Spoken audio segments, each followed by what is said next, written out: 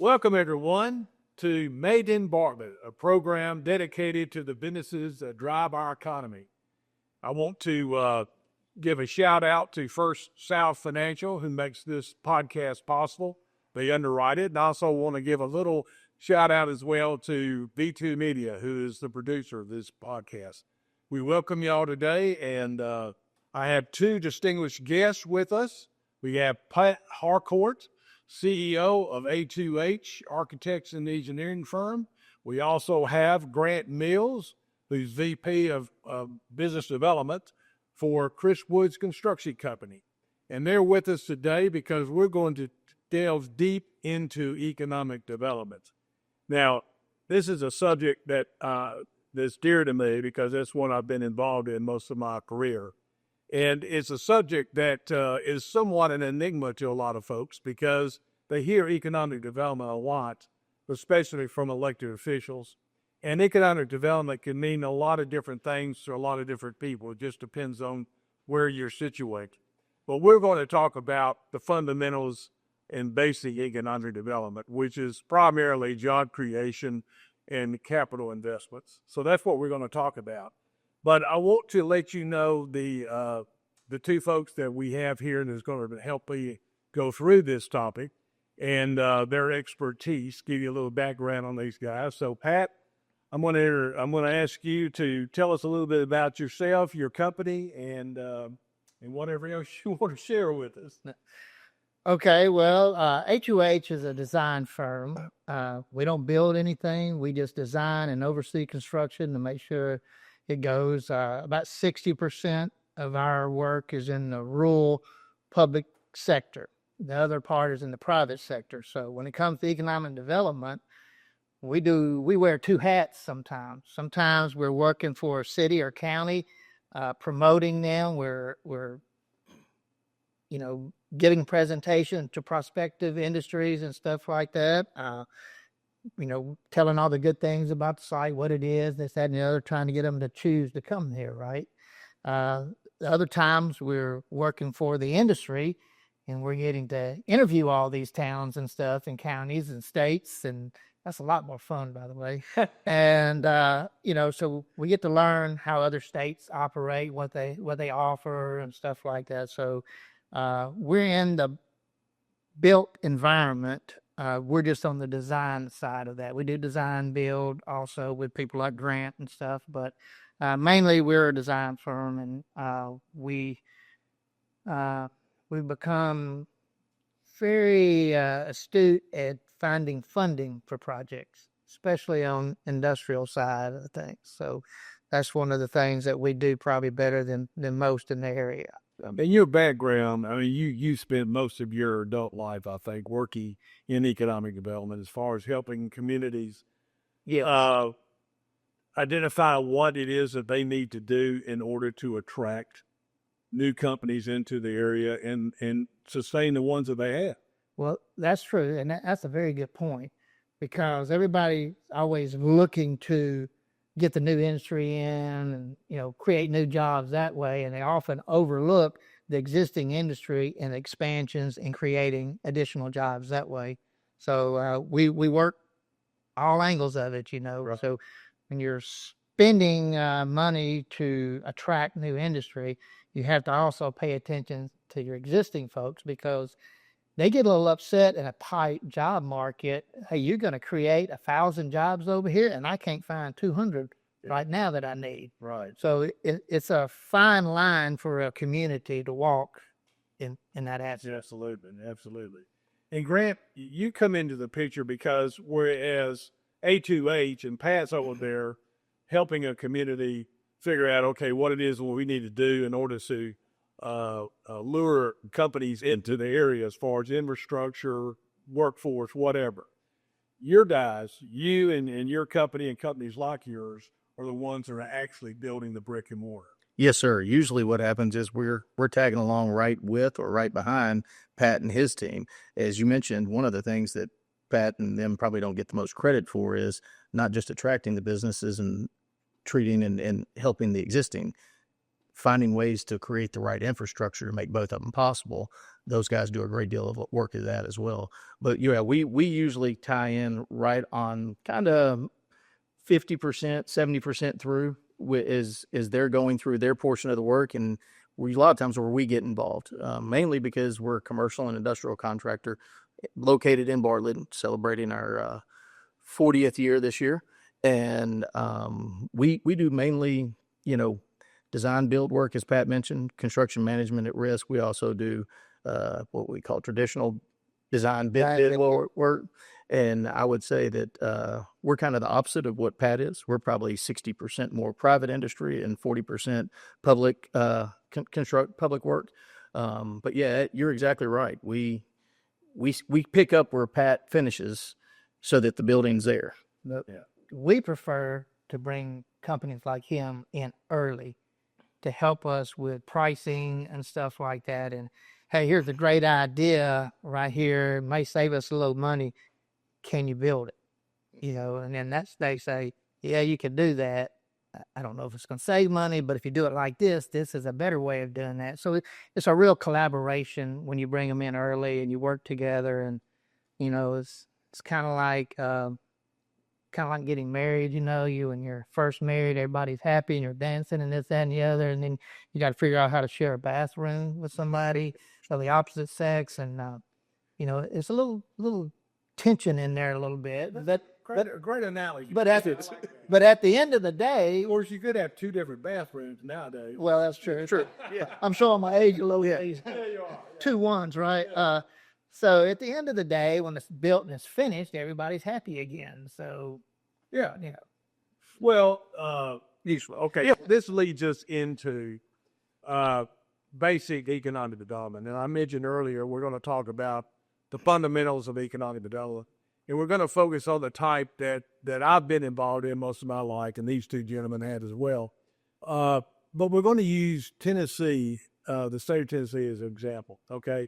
So both of y'all, especially you, Pat, work with a department in state government called the Tennessee Department of Economic and Community Development, okay? And I know, Pat, you have a lot of experience with them, and I'm a former employee of that department back years ago. They're the guys in state government that are actively trying to attract investors into the area, okay? So, and they focus on particular type of companies, okay? They're looking at what we consider to be primary companies, primary employers. These are companies like automotive plants or manufacturers of whatever type, because they are the backbone of any economy that you have, okay? So that's what the state of Tennessee is focused on. And how they operate is this. They get a request for information or for request for proposal from the client, let's say, prospect. And then they lay out their criteria, what they're looking for in a location. And then they distribute that information out statewide to various agencies. It can be chambers of commerce, it can be economic development organization, whatnot. And then every organization has an opportunity to respond back to that RFI. And if you meet the criteria, then you want to submit a proposal. Now that's kind of where Pat jumps in, because he's working with a lot of communities that are trying to address these issues that prospects bring in. And so, Pat, can you just kind of give us an idea of what type of information the prospect is looking for, the criteria that they're asking for? I mean, of course, it has to do with utilities primarily, but roads and a lot of different things. Well, I think lately it's been power. Power's been the big source. Because everything is going electronics now and computerized and robotics, and it's just huge power hogs now compared to what it was, say, 10 years ago. Mm-hmm. Yeah. So that seems to be one. And I think the industries are slow to make a decision, but when they make that decision, they want to be breaking ground the next day. And so it's important for your site to be ready to go. Okay. If you've got a wonderful site that's in the best location everywhere, but it's 2 years to get sewer to it or water to it or gas or power, then that's not going to score well sometimes with a prospect, because they want to go now. When they make that decision, their money's set aside and they're paying interest on it or whatever, and they don't want to go slow. I can promise you that. So I think one of the things that they look for is,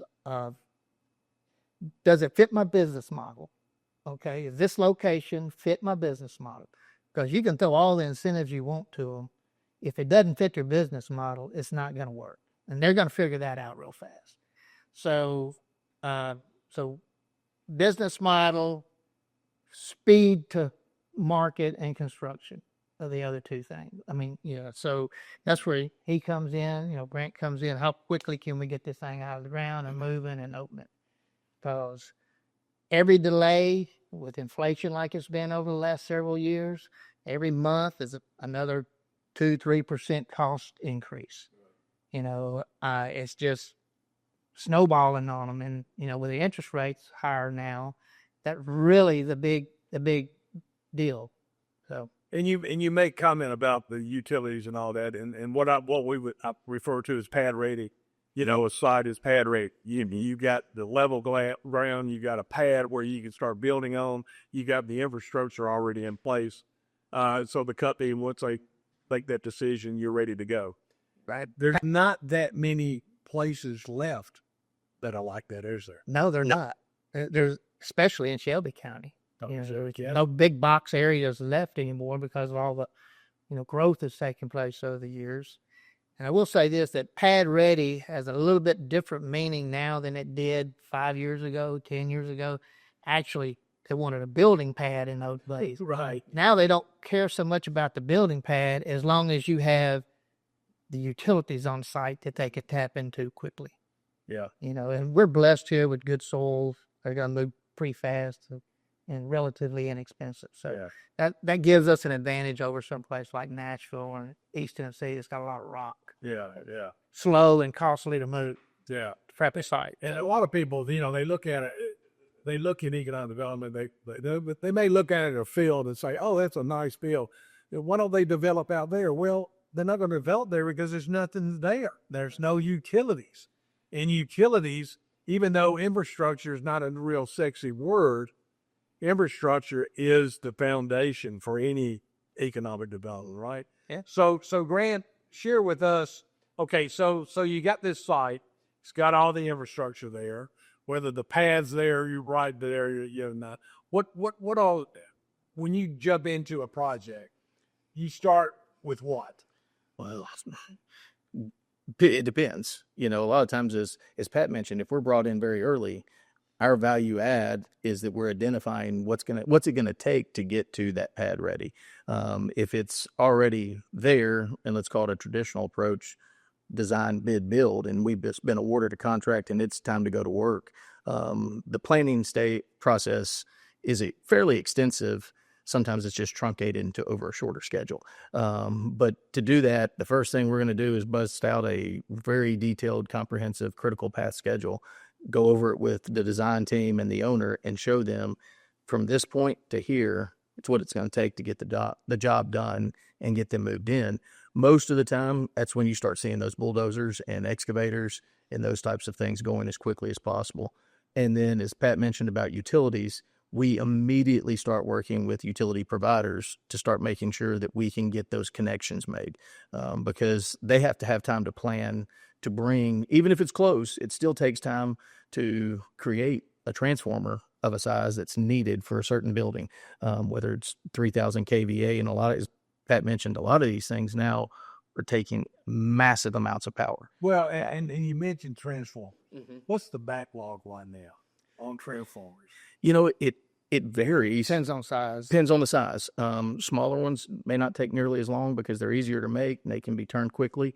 Larger ones, it can take a great deal of time. One thing that we encountered over the last, 2, 3, 4 years, it's gotten a little bit better, But if you needed a backup generator on your building, sometimes it was 57 weeks to get a generator. It's 40, right? 40 right now. We just built. And then we've got, and then Is the that worst, a custom job, or I mean, what? Is that just the manufacturing? it's process? just the manufacturing process and the availability of products and pieces to make it. So this is the reason why I like to bring him in early, Grant in early to do pre-construction services, because he's going to identify those pieces of equipment that go in this building that are long lead items, and he's going to say, "Hey, if you want this thing open, you got to order this piece of equipment now." We may not even they may not even have selected a contractor yet, and we were ordering transformers, roofing material, conduit, and stuff like that. Gear, We didn't switch have a gear. contractor. The owner was just doing a direct purchase so that they would have that stuff when they started. So it's a game. Because there are occasions where it takes longer to get a generator than it does for us to build the entire building. Yeah. Just because of how long it takes to get long lead time items. Transformers for a substation. Let's say you got such a large power demand that the local provider can't do it, so you have to build a new substation. Talking 3 or 4 years for 40 megawatt substation. Well, speaking of power, I mean, I've been seeing a lot of projects come across lately that, in the past, 2, 3, 4 megawatts were pretty standard for manufacturing, right? Now you're seeing demand for like 10 megawatts, 20 megawatts. I mean, can we today, whether it be in Memphis, Shelby County, or anywhere across the state of Tennessee or in the Mid-South region, how many locations can accommodate a project that's requiring 20 megawatts? Well, there's several that can do a 20 megawatt load. When you get up to the 40, 50, 60 megawatt loads, that really thins that down a lot. If you remember this Black Sable project, they were looking for 60 megawatts. Right. So who not many people can provide that. I think what was XAI's that what was there? There was huge. Oh, so it's even way beyond that. Right. The 3 digits. So that's why we split it apart, 2 different sites. Yeah. That is one advantage that we do have in economic development is TVA. I mean, their ability to deliver it, it takes time to get it built, but their ability to even deliver it, we're in a much better advantage than other parts of the country because they can't generate it. And I think we do have an advantage there. I agree with you. I do. I think TVA gets a bad rap sometimes, a lot of times, especially in Shelby County area. But They'll be picking on my buddy, John Bradley. John Bradley's great. We love him. I'm saying they're great. They're a great partner in this deal. A lot of people don't realize this, but TVA has gone out to a lot of the industrial areas with their Invest Prep grants, and they come in and say, "Hey, you need this over here," and they're providing funding for to get your sites up to speed and ready to go. There are a lot of red tape involved sometimes with them, but they are a great resource. And even on existing facilities, they have a program that if you'll reinvest and modernize your equipment and stuff, they give all these incentives to do that so that keeps you there for 10 more years. Keeps that business active and thriving for an additional 10 years in your community. So a lot of people don't know that. It's a great program. Even the incentives that they've been given some of these older warehouses and different facilities, get rid of that old high bay fixture. Oh, yeah. Let's switch it over to LED because the demand's lower, which frees up power to be provided someplace else. So, I mean, even those aspects of it, they're very forward thinking and looking of how to manage the power that they distribute and give incentives to those that are existing that helps them on their utility bill, but also frees up power to be sent elsewhere as well. Well, I know the TVA has been very aggressive in economic development. Of course, I mentioned John Bradley, and I think y'all know John. But John used to actually work at the Memphis Chamber. He and I worked together there for many years. And he's been running it. I don't know if y'all noticed he's retiring. He's announced his retire next year. For the second time, maybe? Or Yeah, but no, we hate to see him go. He's a good guy. Bradley, who worked for MLGW originally and then went over to the Memphis Chamber in economic development position and then went to Nashville to head up their economic development program at TVA. he's been very outstanding as far as what he's done to that economic development program, the TBA.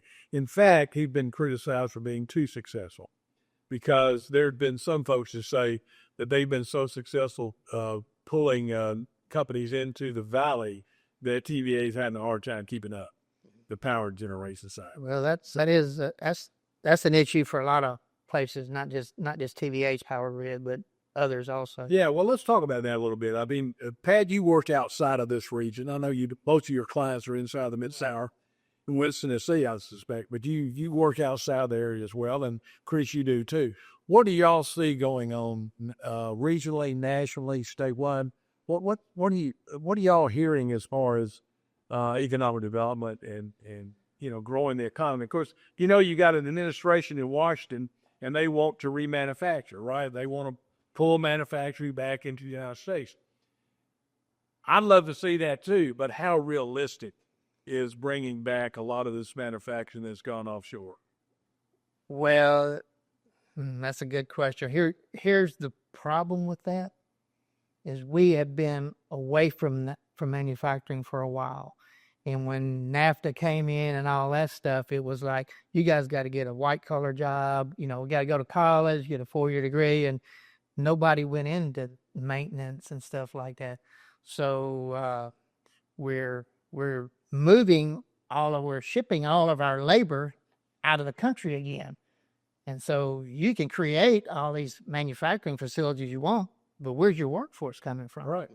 Because the smart cities thing, I don't know, about 7-8 years ago now, there's a guy from South Carolina giving a talk, and he gave a statistic that said by 2030, so this will probably be in 20 because it's about 10 years out, about 60% of your workforce is going to be single.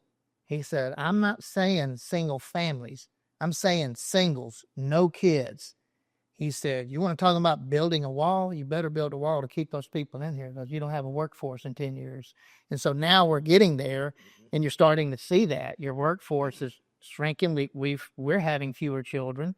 And a lot of single people out here with no kids and stuff, and that's the trend right now. So that's kind of a scary thought to me, So, but the flip side of that is you're now seeing technology take over, where there's a lot of robotics and stuff. So different kind of jobs, maybe not as many, but better paying. So, Yeah, well, you bring up an excellent point, and that is when we talk about economic development, the fundamentals of, we're talking about the infrastructure piece of it, but also workforce is just as important, if not more so, because if you don't have the workers to do the job, what good is the bricks and mortar, right? That's right. You got to have that skill set. Right. Yeah. 15 or 20 years ago, when a prospect came in, it was utilities.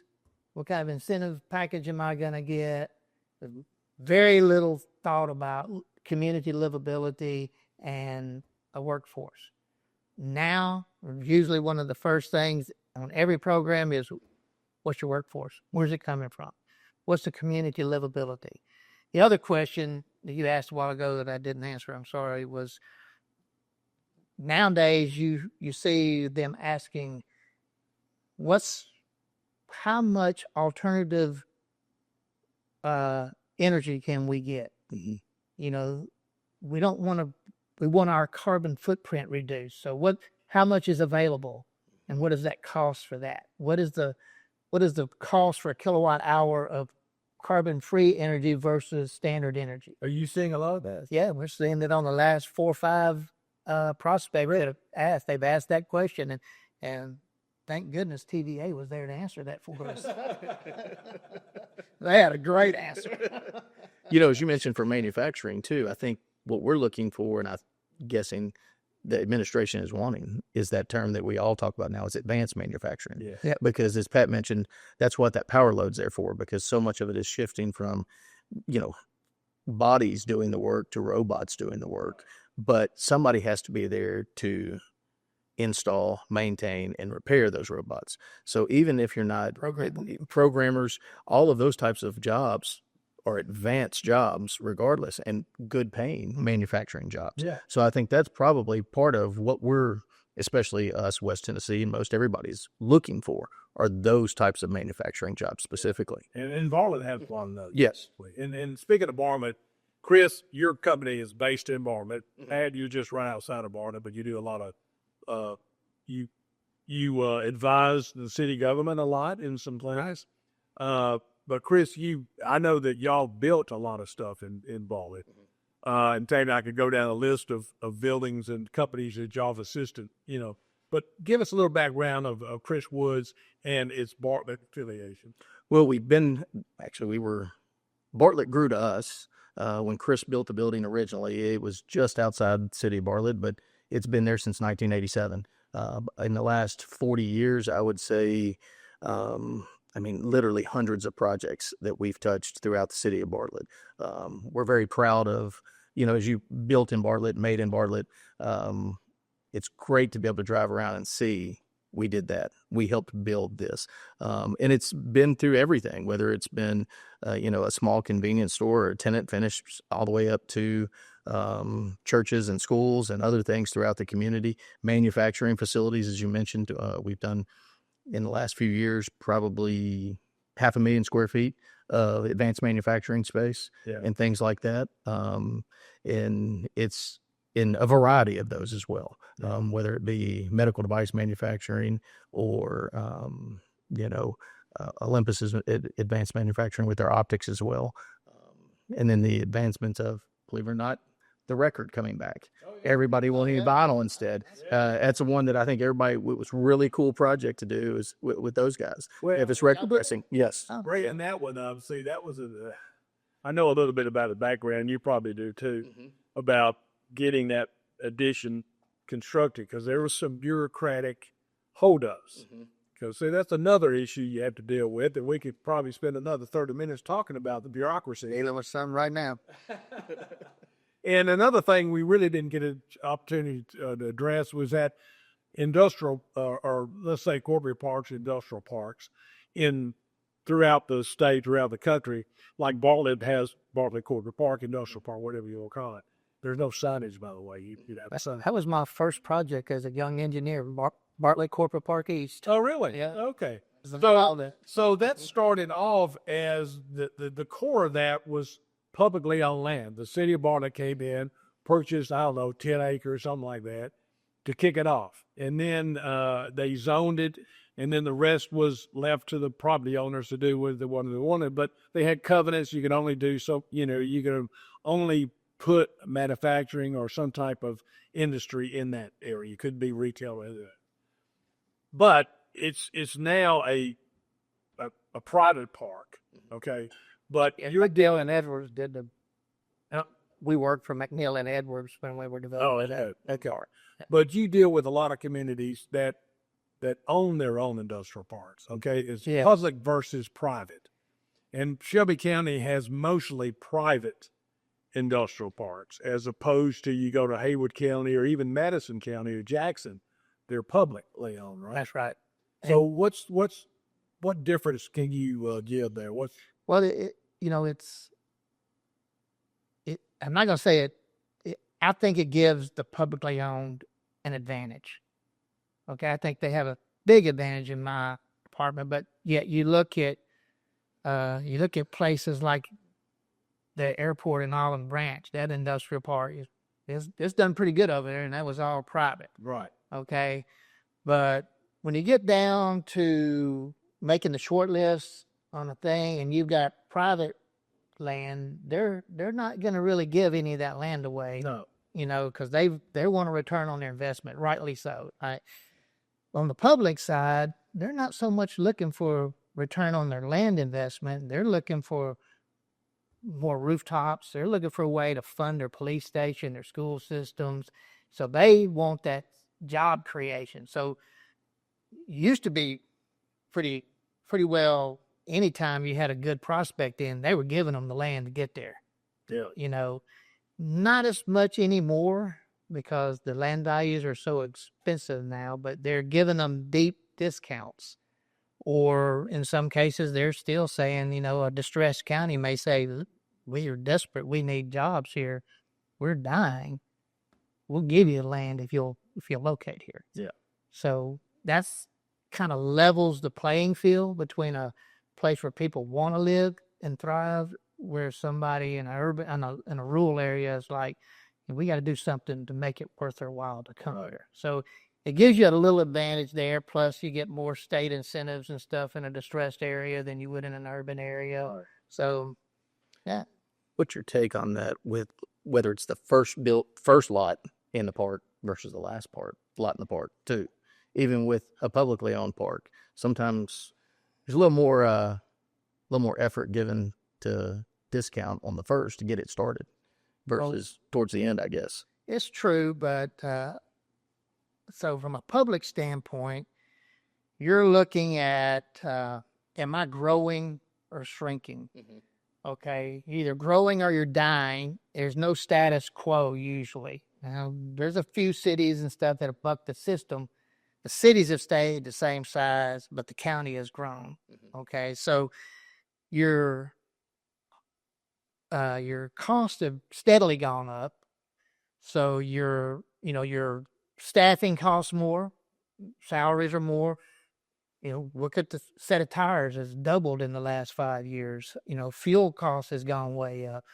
Transportation, asphalt has gone from $70 a ton to $150 a ton, in the last 7-8 years. So your cost to operate that city had doubled and tripled. And if you have the same number of people there, the only way to survive is to either not do those things or raise taxes on the few. Right. The way to offset that is bring more people in, spread the cost out more, amongst more people. Well, you're going to still get more costs because now you got a bigger area to take care of the stuff. So, instead of sprawling, vertical or, density and stuff like that helps with some of that. So,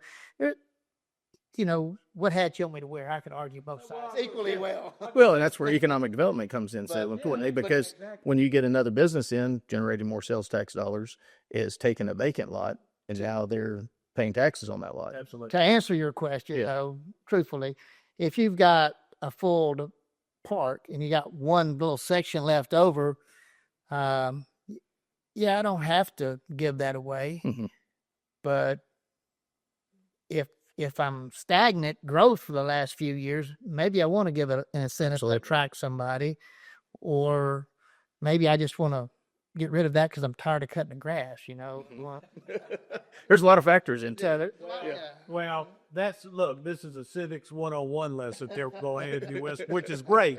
I really appreciate this because you're right. This boils down to why economic development is so important, and you hit it right on the head. It's all about taxes primarily and sustainability of a community and all that. So that's very important. And I hope that point got across to everyone. But we're going to have to leave it there, folks, because our producer over here, our cameraman, is looking angry at me. So we're going to have to call it quit this. But look, I appreciate y'all coming. I've been wanting to do this for a long time. Grant, thank you so much for coming. Pat, appreciate y'all. By the way, these are 2 board members on the Bartlett Chamber of Commerce as well. So we appreciate them taking the time to represent the chamber and to come out here for this podcast. And I want to thank First South Financial again for underwriting this podcast. And a shout out to Mark Thompson and his team at B2 Media for being patient with us. Okay? Thank you, and see you again next time.